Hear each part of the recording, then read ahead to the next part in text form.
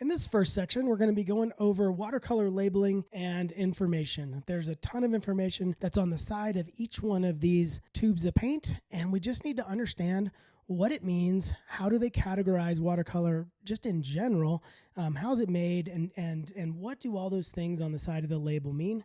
So that's what we're going to go over in this section. You're going to learn a lot about paint if you don't know what all these things mean.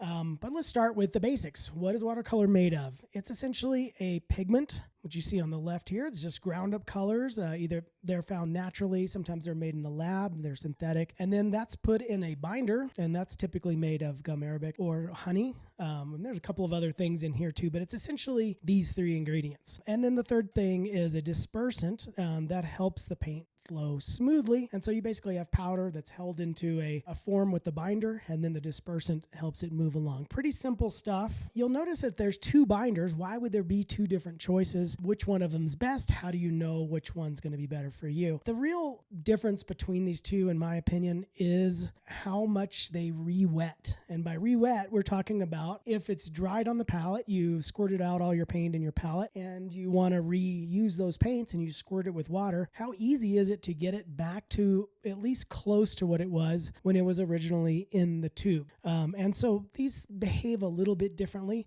You're going to see a lot of these slider bars throughout the course. It's just an easy way to show information. There's no good or bad that I like to really label things. It's really just what do you prefer and what's best for you. All right, so using the rewetting capability as our sort of guide for this, which one of these is going to be better or which one's going to be worse for what you're going to do, each has their pros and the cons. If your paint is made from gum arabic, it's really good for layering paint. It's somewhat hard to reactivate. Now, this is sort of an exaggeration. It's not like it, if you put water on it and move your brush around on it, it's not going to, liquefy. It will, but it won't get to that creamy consistency that it was when you first put the paint down, or at least it's hard to get it to do that without a lot of agitation. There's a benefit there. That means if you're somebody who's going to layer a lot of paint, this paint doesn't reactivate that quickly. And so really good for layering paint. The con is if you're somebody who likes to lift, which is one of the techniques we're going to go over later in the class, lift and basically paint goes down and then it dries, and you just want it to be lighter or go back to the white of the paper, it can be hard to reactivate depending. Now, I do want to say that some brands made with gum arabic are harder than others, and so to rewet. And so this does vary. This is a very general idea, but it does vary from brand to brand. But this is just a generalization. In this case, because they don't get back to their full sort of creamy consistency like in the tube, paintings can come out about a value too light due to it not being enough paint. Actually, when you're moving your brush around, you're mixing your colors. The thing about watercolor paint is it looks really dark on the palette if you mix it up. But unless the paint is truly creamy in the paint wells, it will not get to that full strength. So you may, if you find yourself fighting your paintings saying, oh, I thought it was going to be darker, but it keeps going too light, that's probably your paint not being reconstituted enough back to its normal state. So that's one of the problems with gum arabic. Again, that varies by brand too.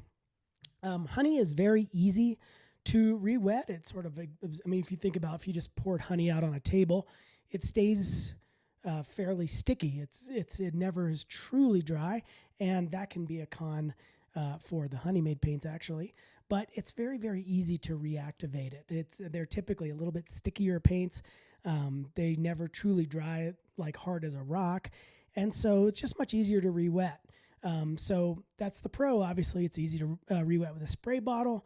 Ready. It's really quick. If I come into the studio and I'm ready to paint like right now, and I spray my palette, it's going to be ready pretty quick. And so that's really great.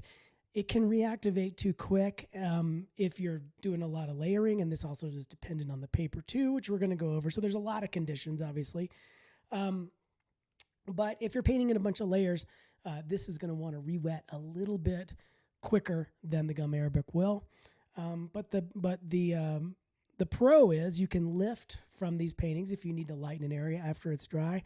That's also the con. Like I said, it can lift accidentally because it reactivated and you didn't want it to. All right, let's get into the labels. So you're seeing a couple of different different brands over here, but essentially they have the same information on them, and they're written in all kinds of different ways.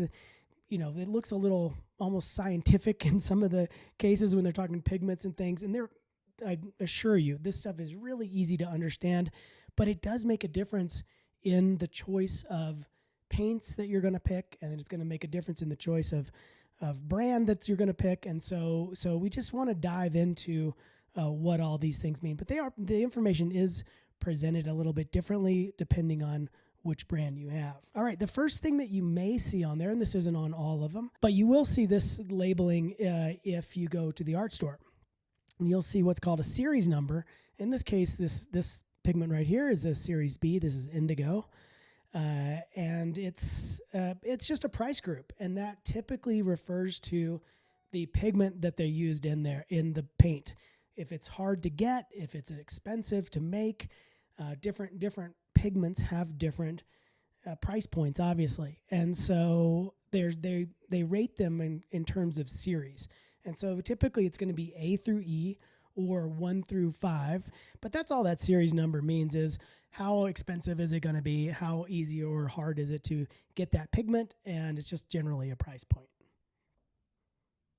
All right, the next thing is going to be the color index, and this is one where people just think it's too scientific to actually pay attention, or they don't understand what these numbers mean and these letters mean. And you'll see it written like this. It says PB29 or PB27, PBK7. You know, what does all that mean? Well, the answer to that question is it's really simple.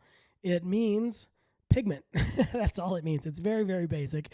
It just shows you the breakdown of what pigments are in your paint. So in the case of this one, you see PB29. That means just it's blue, pigment blue. And this one is PB27. That's also pigment blue. The numbers there represent just different versions of blue, different pigments that they're using. So 2 different kinds of blue are in this one. And then what's this last one? Oh, that's just black, pigment black, PBK. So it's really, really simple. It looks more complex than it is. Very, very simple to understand. In our example on the right here, that's also PB27. That can be Prussian blue. I should say the names of paints are all over the place. There's no standardizing in terms of what paints are called. So it's shocking what one brand will call Prussian blue might be a completely different version of what somebody else calls Prussian blue. But the thing that doesn't change is the number. And so if you see PB27 in one paint, it's going to be PB27 in another paint. That doesn't mean they're going to match perfectly, but in general, that's an easy way to think of it. So in this case, this is PB27 and PV19. PV, what does that mean? Well, it's just violet. So really, really simple idea. It just shows you which category it's in, really which color it is. Is it yellow? Is it white? Is it red? So a very, very basic idea, but we're going to go into this pretty deep when we're starting to talk about building a palette. The next thing on our list is Lightfastness. Again, it's represented in a ton of different ways. Sometimes it's stars, sometimes it's squares, and it's a lot of different things, but Lightfastness is always going to be on there, or it needs to be on there. If you got a paint that doesn't have Lightfastness on there, you definitely want to probably get one that does have that rating, because you can see right here how important this is. You can see at the top here, it says extremely light fast. Well, what does that mean? That means that it's guaranteed in some kind of indirect sunlight or direct sunlight, it's going to resist fading in some way. If you've ever been driving down the street and you see a poster on a business, hanging in the window or whatever, and it looks really blue, typically it's because the reds that are in posters fade the first, and they fade the quickest. In other words, they are not light fast, or they are very little light fast. And so the red fades very quickly, leaving the blue behind. And that's why posters are always blue if they've been in the window for a long time. So you definitely want paints that are rated a very high light fast level.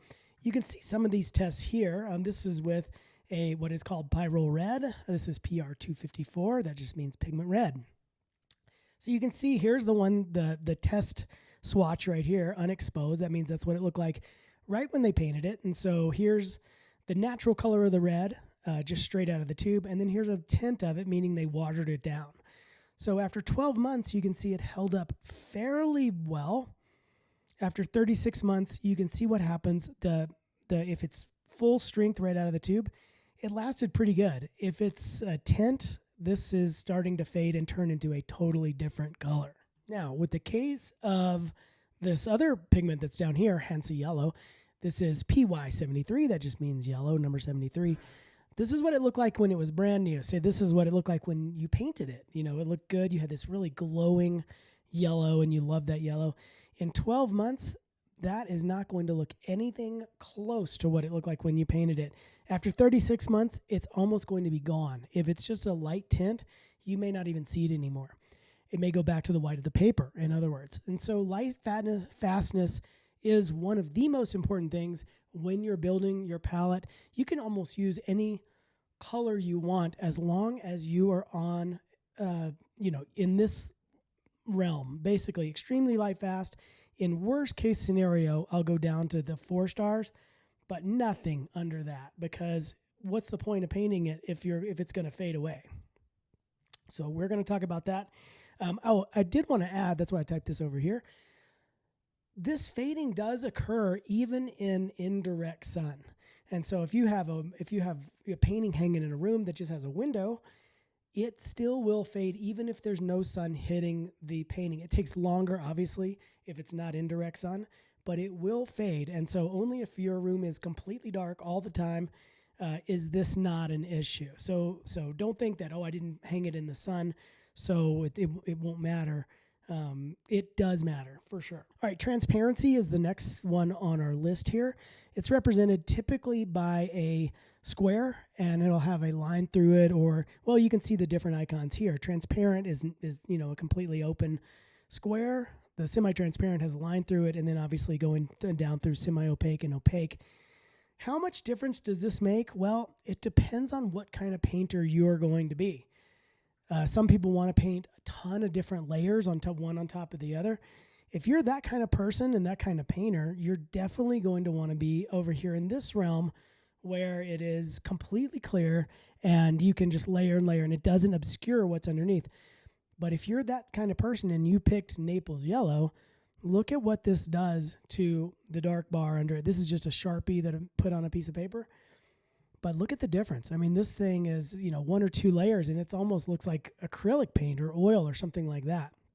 So transparency measures how opaque or transparent the pigment is. Generally, using transparent paint is going to benefit you the most, and so I tend to lean towards a transparent palette. There's no reason I've found to have an opaque palette. I have a couple of colors that happen to be opaque, but I didn't pick them because of that. I always want to be able to modify something, and if it's opaque, it makes it a little bit harder to do that. All right, staining is the next thing on our list. And all staining refers to is if you paint a brush, if you paint a swatch onto a piece of paper, how much, if you tried to lift it, is it going to want to stain the paper? Just like if you spilled wine on a white carpet, how much of it are you going to be able to get out? It's going to be very tricky, right? And paint is the exact same way. So we have 3 categories. It's either staining, semi-staining, or non-staining. I'd prefer them all to be non-staining, but typically when you get something that's staining, that means that it has a lot of pigment load and it has a lot of color saturation. And so there's some great stuff that comes with a very staining color. Phthalo blue is one that we're going to talk about in the next video. And it's a gorgeous, really deep blue, but it's a heavy stainer. Think of it like wine or something like that. It will stain almost immediately when it touches. And here's an example of that. So this is a swatch that has dried on a piece of, obviously white watercolor paper. Let both of these swatches dry. So phthalo blue on the left, cerulean blue on the right, and you can see the difference. It's not even close. Basically scrubbed this with a bristle brush and dabbed it with a paper towel, and it didn't come up at all, maybe lightened a little bit, but look at the cerulean blue. It goes almost back to white. So if lifting is going to be something that's important to your process, then you're going to want to pick non-staining pigments. And so that's all that means. It's typically really easy to figure out. I did want to add that, looking at this right here, this is from the Magello brand, and they misspelled staining. So that is not my typo. So I don't want to get dinged for that. All right, we're going to talk next about mass tone and undertone. Now, this isn't on the label. So as of the last section right here, the staining, that's the last thing that's really on the label. And you can see all these icons, and now you know what it means. If you look at one of your paints, or you should go grab one of your paints and just see how it compares and how it's labeled. And you'll see that most of this information on there. Sometimes it's really hard to find it, or depending on how they write it, they make it in really small type. But go grab some paints and see how it's labeled. We are going to talk about a couple of things that aren't on the label there, but are equally as important when you're picking out paint. You know, in the next video, like I said, we're going to talk about building a palette and, you know, what a full palette looks like. And so this becomes a major thing to think about. So mass tone and undertone, what does that mean? Mass tone is the color of the paint basically straight out of the tube. And when I say basically straight out of the tube, it's not exactly straight out of the tube. A lot of paints, if they have a really deep value, only show what the color is with a little bit of water. In other words, they almost look black on the palette. So you almost need a little bit of water to see what the mass tone is. So in this case, there is quite a bit of red in the mass tone here. So this one works okay. But like I said, some of them are black, and you wouldn't even be able to tell what it is if you just squirted it straight out of the tube. So I would consider the mass tone almost to be basically this area right here. The undertone is basically if you add water to it and you spread that paint out, you know, what's the underlying tone when it thins out? That's a pretty simple concept to deal with.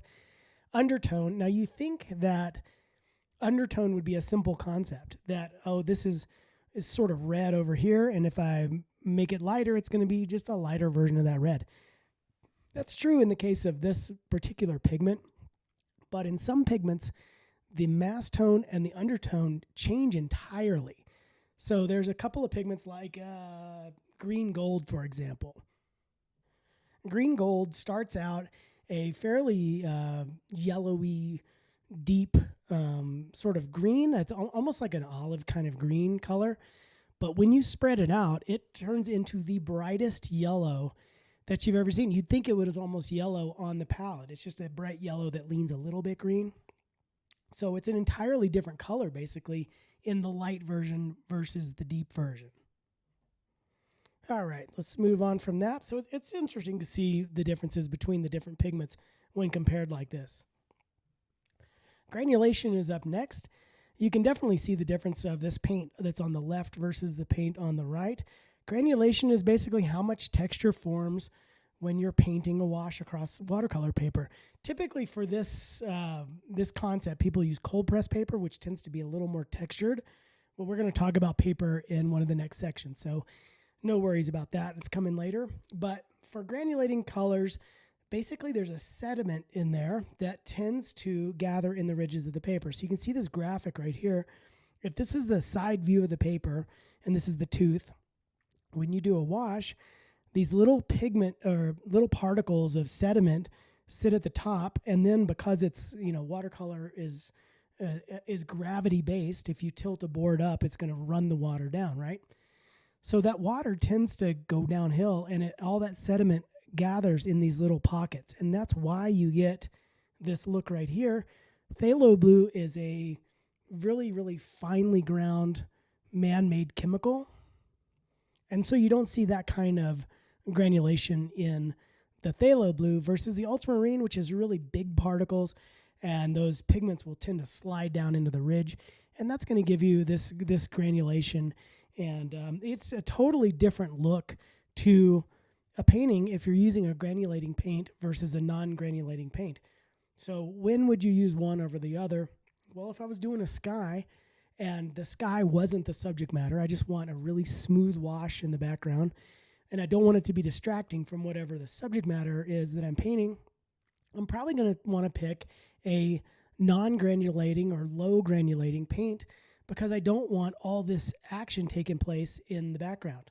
That said, sometimes if I have a really simple painting and I need to add some kind of energy to a big area, I will pick a granulating paint because it does all this stuff that, you know, people think of the kind of classic watercolor look. It does all that stuff naturally. You don't have to do a lot of that stuff. It'll create that texture, and a lot of people love that.